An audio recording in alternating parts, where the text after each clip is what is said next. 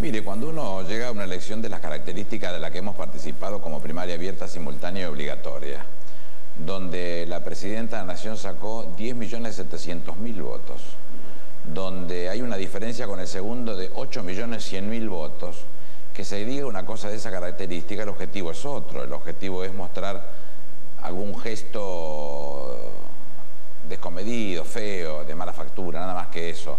Puede haber un hecho aislado en alguna mesa determinada que cuando se hace el escrutinio definitivo se resuelve porque las autoridades judiciales están preparadas para ello, con lo cual no tengo duda que se puedan reunir con el juez. Seguramente el juez le va a decir lo mismo que le estoy diciendo yo, porque tengo muchos años, mucha experiencia en el armado de elecciones y los resultados terminan en ese tema. Si me van a decir a mí que la diferencia de 8.100.000 votos hay que revisarla en las actas mal constituidas, entonces estamos fritos, ¿no? Estamos diciendo una cosa que tiene poco que ver con la realidad.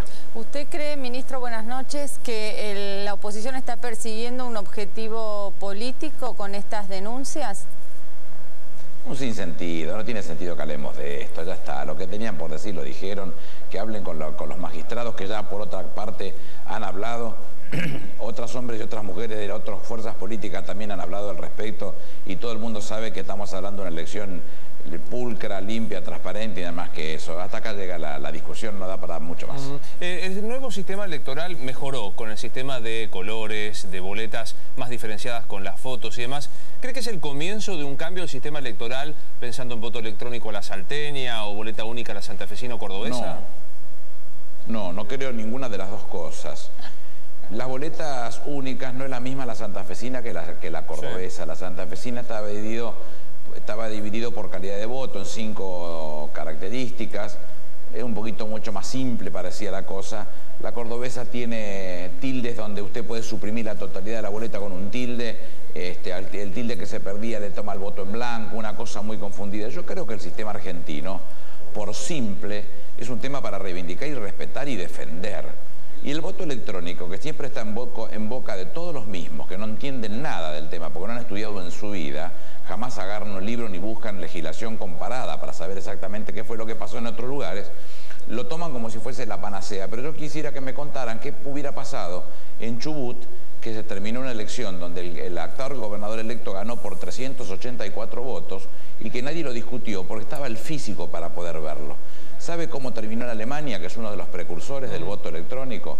En el 2003 empezaron a cuestionarlo. En mayo del 2009 la Corte Constitucional dio por terminado la validez del voto electrónico. ¿Sabe qué decían ellos respecto del voto electrónico? Que se perdía o se debilitaba la característica pública del voto. ¿Por qué razón? Y porque cuando nosotros votamos como en la Argentina, usted, Paola o cualquiera de los que nos están viendo, agarran un voto, lo doblan, lo meten en un sobre y lo metemos en la urna. Y cuando se termina el día de la elección, se abre esa urna y se cuenta el físico y se sabe exactamente lo que pasó, es público, participamos todos.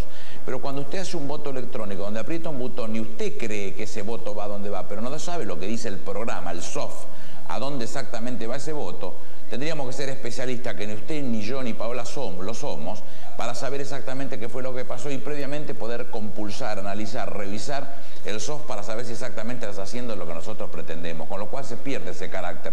La Corte termina diciendo que es tan importante el voto que nos pertenece a todo el pueblo en su conjunto por una razón elemental. Lo que uno está haciendo con el día de la elección es transfiriendo, delegando el poder del Estado a la representación popular. Usted no puede dejar que eso sea degradado, disminuido, menoscabado por el apuro de algunos dirigentes que quiere saber cómo fue el resultado, por ahorrarse 2 o 3 trabajadores que son los que tienen que terminar haciendo el recuento de votos, por cosas nimias donde estamos rompiendo o degradando o achicando o disminuyendo lo que significa ese carácter público de las elecciones, con lo cual comparto, estoy decididamente en contra. Lo del voto electrónico lo comparto. En muchos países del mundo se está dejando de lado. Ahora, usted lo mencionaba, por ejemplo, lo digo por conocimiento de causa, el voto a la santafesina, que era una hoja por categoría, que también esa hoja iba dentro de la urna y se contaba manualmente. ¿No podría ser un avance?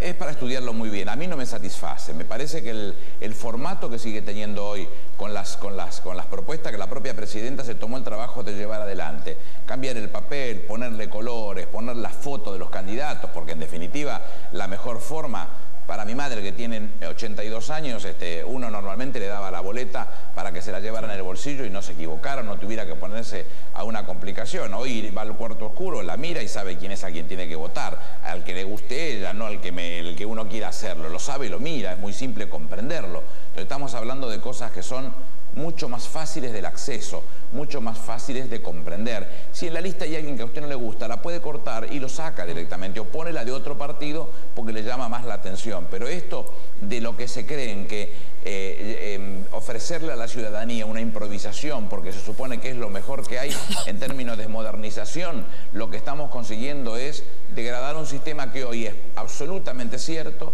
absolutamente serio, y si en algún lugar faltan boletas porque no está fiscalizada adecuadamente la mesa, pero que si no, no tendría por qué faltar nunca a ningún lado, y es muy fácil contar los votos y ponerles una planilla y quedarnos cada uno con esa planilla cuando llega el fin del día, ni siquiera con una computadora, con una calculadora de mano y al costado del diario usted sabe cuál es el resultado de su elección. Más simple, imposible, y por simple, respetuoso, serio y garantizado. Entonces, a veces, por no insistir o por querer pasar por sabiondo y mostrar que lo importante es modernizarnos, lo que estamos yendo es retroceder en un sistema que puede demostrar con claridad que se puede ser serio, pulcro, transparente a la hora de elegir, ¿no? Ministro, ¿qué lectura hace del papel que tuvieron en las elecciones los opositores y qué evalúa usted que puede pasar con el radicalismo y la alianza con De Narváez, con Elisa Carrió y con Eduardo Duhalde? Pero no es un tema mío eso. Yo quisiera que me exima de dar una explicación de esa característica. Es un tema de ellos que lo tienen que resolver.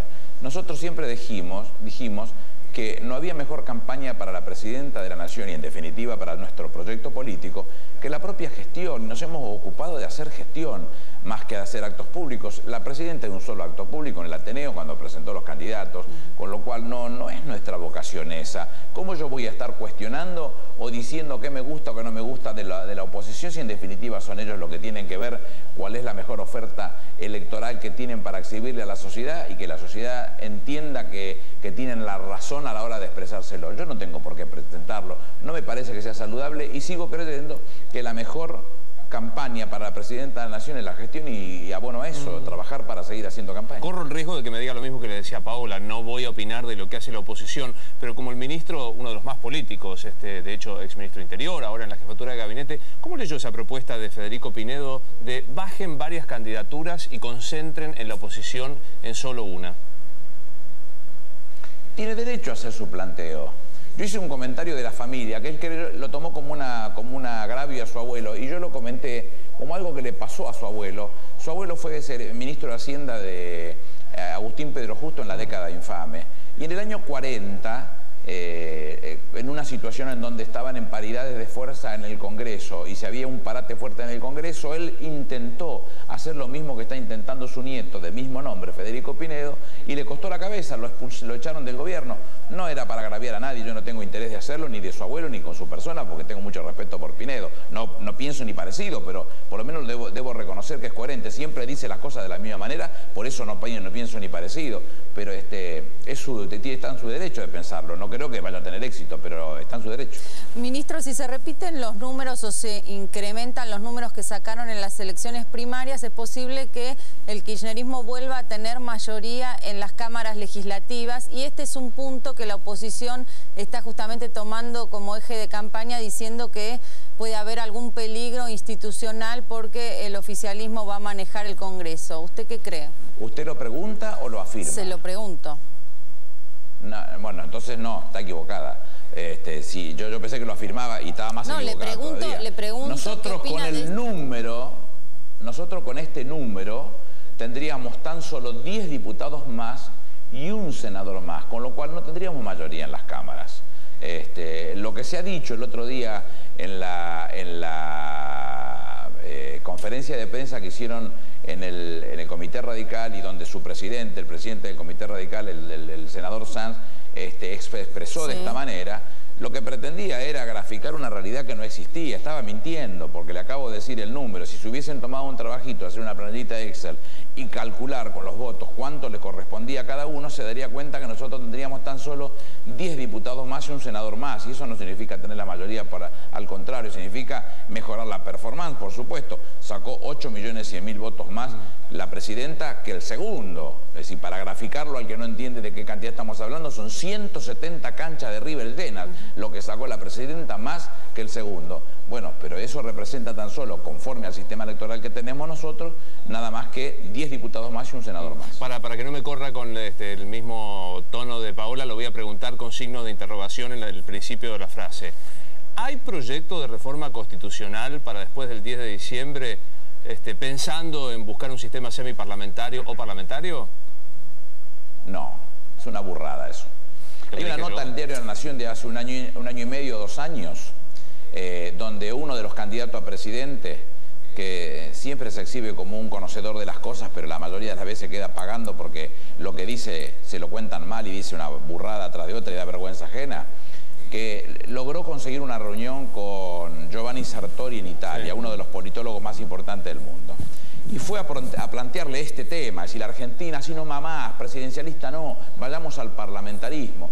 Y Sartori lo sacó a los bolsazos, porque le terminó diciendo que hacía 20 años a él le habían pedido un trabajo para Brasil en este término, y que él se había opuesto terminantemente porque no tenemos cultura para hacer eso. Eso es lo que decía Sartori. Y el ejemplo gráfico que ponía, él decía que en Gran Bretaña, por ejemplo, en el día de hoy hay una reunión, se reúnen las cámaras, y si la mayoría tiene 2 diputados que estuvieran con gripe, el líder de la mayoría llama al líder de la minoría para prevenirlo de tal situación, y el líder de la minoría le saca 2 diputados para que la radiación de fuerza no se pierda nunca. Eso no lo tenemos ni lo tendremos nunca. Entonces le decía decididamente, olvídese de ese tema. Entonces, como el candidato no se quedó conforme con que lo sacaran a los bolsazos con su brillante idea de pasar al parlamentarismo, le terminó diciendo, bueno, ¿y qué hacemos con un gobierno entonces que no representa la realidad popular? Y le dice entonces Sartori, ¿y usted qué quiere hacer? Sacarlo, déjelo terminar de gobernar y cuando vayan a votar, deje que la gente vote y decida por sí. Bueno, tenía razón Sartori, la gente no piensa como el candidato. Ministro, ¿qué balance hace usted de su gestión? Porque usted va a ir al Senado, va a dejar después de muchos años el cargo ejecutivo. ¿Qué balance hace y en tal caso qué va a extrañar de su cargo? No le escuché bien, ¿eh? A ver, ¿qué balance hace de su cargo, ¿no? De su desempeño tanto en el gobierno de Kirchner como en el de Cristina Kirchner, porque ahora va a ir al Senado, y si va a extrañar algo de la función ejecutiva? Yo me voy a ir, si Dios quiere, el 10 de diciembre, cumpliendo 9 años, 11 meses y 8 días al frente de una cartera. Debo ser uno de los, seguramente el único ministro que ha estado tanto tiempo sin solución de continuidad, porque creo que Ángel Gabriel Borlengui estuvo con Perón 9 años y 13 días. Y después puede haber ministros que hayan acumulado más tiempo, pero nunca sin solución de continuidad. Yo me voy satisfecho.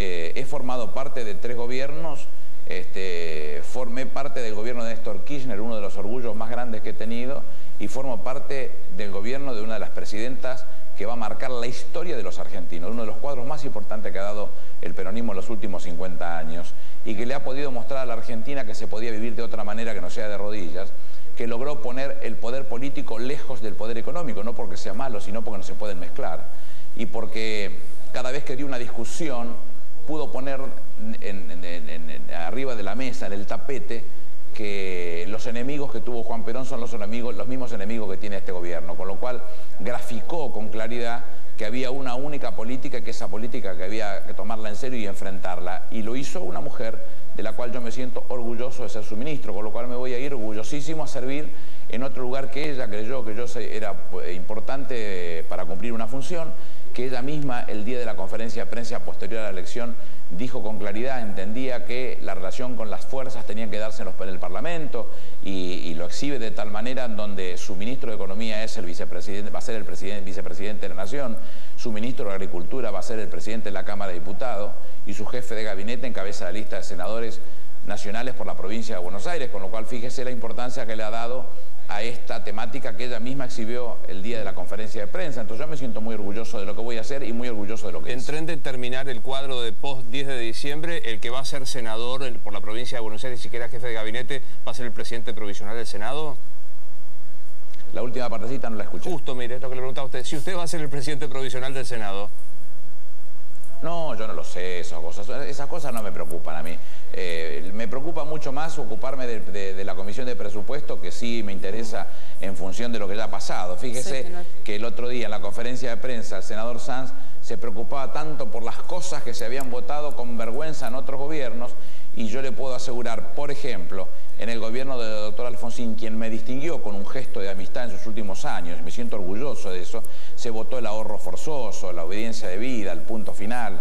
En el gobierno de la Alianza, que ellos integraron, se votó el megacanje, el 13% de reducción a los jubilados, a los docentes, a los empleados públicos. Se mandó a lavar los platos a los investigadores, que hoy hemos recuperado entre 800 y 1000 con mucha satisfacción y honor para los argentinos, y tenemos 6,47 de Producto Bruto Interno de Inversión. Nosotros no tenemos leyes de qué avergonzarnos. Tenemos leyes en las cuales se han actuado con absoluta claridad y seriedad respecto de la vocación de mejorar lo que podía venir en el futuro. Entonces, lo que estamos viendo es en ese sentido, dirigido en ese sentido, y yo aspiro a que en mi condición de senador pueda seguir colaborando en ese mismo sentido. ¿Y en esa condición de senador se ve llegando a algún acuerdo con sectores políticos que no integran el espacio kirchnerista en cuanto a alguna ley que impulse el gobierno de Cristina Kirchner en su segundo mandato? Bueno, si como jefe de gabinete de ministros me ocupo de la responsabilidad de trabajar con las autoridades de las cámaras para tratar de llegar a acuerdos políticos que nos sirvan, porque en definitiva estamos hablando de eso, de política, y no voy a callarme la boca nunca. ¿Cómo no voy a callar la boca ahora que voy a formar parte del cuerpo? Al contrario, tratar de hablar de la mejor manera con todos los sectores para encontrar alternativas y poder comprender que hay políticas que nos pertenecen a todos y se pueden clasificar y definir de una vez por todas como política de Estado. Cuando nosotros llevamos la ley de movilidad jubilatoria, que este año le otorgó 37,06% de aumento a los jubilados en forma automática, la oposición no nos acompañó, una cosa que no tiene mucho sentido. A ver si podemos aportar. Yo no soy más que ninguno de los senadores que están, porque reconozco que han hecho su tarea recontra bien, y me he sentido como peronista dignamente representado, pero tampoco soy menos que nadie, me siento absolutamente capacitado para desempeñar esa función, así que aspiro a hacerlo con mucha voluntad y con mucho esmero para el beneficio de nuestro gobierno. Ministro, dos cuestiones de gestión. Este año se gobernó sin presupuesto, no se consiguió en el Congreso. La intención este año es de conseguir la aprobación y particularmente dentro del presupuesto. ¿Qué visión hay del tema retenciones para el campo? La ley 24.156, la ley de administración financiera, dice que cuando usted no tiene el presupuesto aprobado el 30 de noviembre, usted tiene que actualizar el presupuesto anterior quitando todo aquello que tiene referencia específica a ese año, al 2010 en este caso. Con lo cual lo que hemos hecho, a mí me causa gracia a veces porque veo las noticias y sacan cable. Dice, el jefe de gabinete hizo tal actualización del presupuesto. Y si no hay presupuesto, hay que ir ordenándolo para ponerlo en su lugar. En materia que el ministro de Economía le tiene que dedicar buen tiempo para ir ordenando las cosas en vez de tener una herramienta como lo tuvieron todos los presidentes de 1983 hasta ahora. Un sinsentido absoluto, sin embargo no lo hicieron. Se lo hicieron a la presidenta, la que dejaron sin presupuesto, sabe Dios con qué intención. Por supuesto que pretendemos tener nuestro presupuesto, qué mejor que eso. Y en términos de retenciones, es una política que está muy clara desde el primer momento. Lo que usted llama la retención, que no es otra cosa que el derecho a la exportación, es una política que la Constitución le asigna al Poder Ejecutivo por un montón de razones. Una de las razones es precisamente ordenar el funcionamiento interno, porque si nosotros nos cediéramos lo que nos manda el mercado, lo decía la presidenta ayer respecto de unas palabras del presidente Santos de Colombia. Él decía, el mercado hasta donde se pueda y el Estado hasta donde se necesite. Bueno, en este caso, nosotros como la responsabilidad en cuanto a la aplicación de los derechos de exportación, lo que usted busca es garantizar que los mercados no rompan esa necesidad de la mesa de los argentinos y la garanticemos con absoluta seriedad, lo que habla trigo, lo que habla de leche, lo que habla de maíz para nuestros cerdos, de lo que habla de girasol, de lo que habla de tabaco o de algodón o de fruta, garantizar que la soja, que es esta leguminosa que hoy tan requerida es por China o por otros países y que da tanta rentabilidad, nosotros no dejemos de trabajar en ese sentido, pero trabajar con mucha claridad en el cuidado de la mesa de los argentinos, que es lo que ha hecho. ¿Con estos niveles, digo, con estas alícuotas, o se piensa en cambiarlas? Pero ¿por qué se apura a cambiarlas si hoy estamos bárbaros? Hay que seguir trabajando en ese sentido. Si usted toma el dólar de diciembre del 2001 y lo actualiza por la forma que quiera, se va a dar cuenta que si toma el dólar del día de hoy y le quita las retenciones, es mucho más alto que el dólar del 2001 ajustado. Estamos en una situación de una flotación administrada que la presidenta mira rigurosamente segundo a segundo para garantizar el nivel de competitividad de nuestros productos y que no ha dejado de hacerlo de ningún momento. Entonces, son muchas las cosas que se han hecho para que nuestros productos puedan colocarse en el exterior con mucha tranquilidad, seguridad y rentabilidad asegurada para nuestros productores. Ministro, ¿cuál es su postura frente al futuro de Hugo Moyano en la CGT, teniendo en cuenta que esta semana y la pasada hubo versiones de que algunos impulsaban su salida dentro del sindicalismo y que el gobierno de alguna manera no estaba apoyándolo? Pero usted lo definió, es una versión. Sí, por eso le pregunto cuál es su postura. Ninguna. Yo no formo parte de la Confederación General del Trabajo.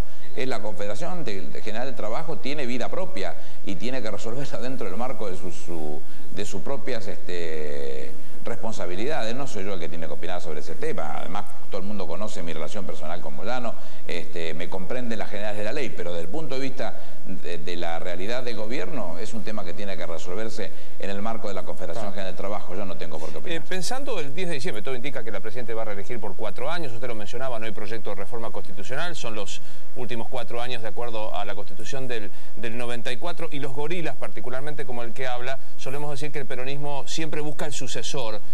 ¿Quién va a ser el sucesor? ¿Ve un sucesor natural de Cristina a partir del 10 de diciembre? Pero la presidenta el otro día decía que para hacer un guiso de liebre había que cazar la liebre.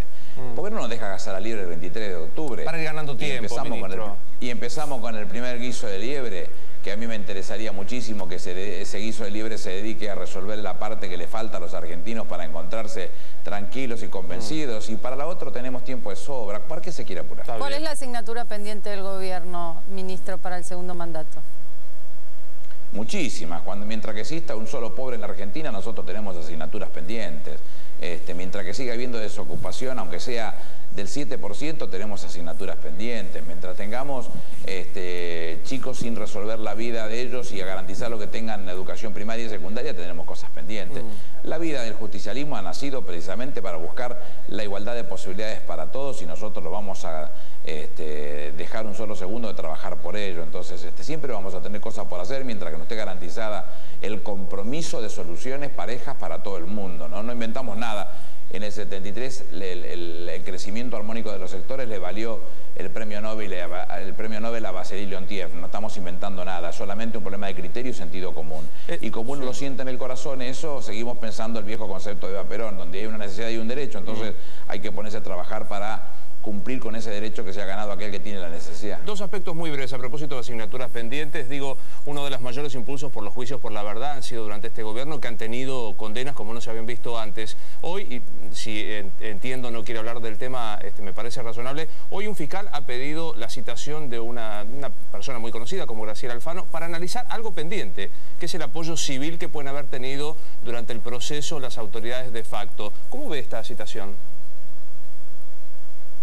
Si hablamos de civiles, primero quiero aclarar que no fue un golpe militar, fue un golpe cívico-militar.